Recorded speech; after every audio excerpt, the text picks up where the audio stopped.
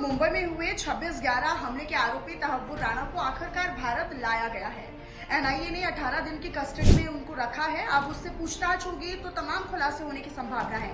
लेकिन क्या आप ये जानते हैं कि आखिरकार भारत और अमेरिका की जो प्रत्यर्पण संधि है, जो समझौता है, वो क्या कहता है? क्योंकि अब सवाल ये है कि अगर तहव्वुर राणा को भारत लाया गया है तो क्या सजा देने का अधिकार भी भारत का है? क्या इतना अधिकार भारत रखता है? दरअसल जो प्रत्यर्पण संधि है, जो समझौता है, उसका 8वां अध्याय है, जो अनुच्छेद 8 है, उसका सेक्शन 1 ये कहता है कि जो प्रत्यर्पण करने वाला मामला है उसके अनुरूप जो प्रत्यर्पण कर रहा है वो देश, और जो प्रत्यर्पित जहां से हो रहा है वो देश।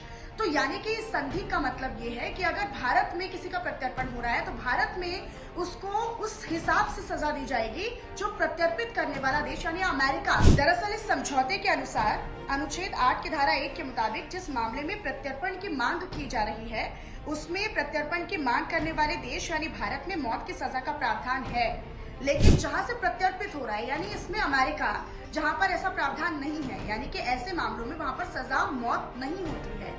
तो यानी कि जो प्रत्यर्पित देश है इसमें उसके जो रूल्स एंड रेगुलेशंस है वो अमल में लाए जाएंगे, यानी कि अपील खारिज की जा सकती है। और इसकी पैराग्राफ 1 सेक्शन बी में ये कहा गया है कि प्रत्यर्पण की मांग वाले देश को यह आश्वासन देना होगा, यानी भारत को अमेरिका को यह आश्वासन देना होगा कि अगर इस दिशा में सजा मौत की होती है यानी फांसी की सजा होती है तो वो सजा को अमल में नहीं लाएगा। यानी भारत को अमेरिका को पूरा विश्वास देना होगा कि इसमें सजा की मौत नहीं आ सकती है, यानी कि फांसी की सजा नहीं हो सकती है। अब इस पर भारत और अमेरिका के बीच में किस तरीके से साझेदारी होती है या किस तरीके से पूरा जो रूल्स एंड रेगुलेशंस के हिसाब से प्रोसीड होता है वो आने वाला समय बताएगा।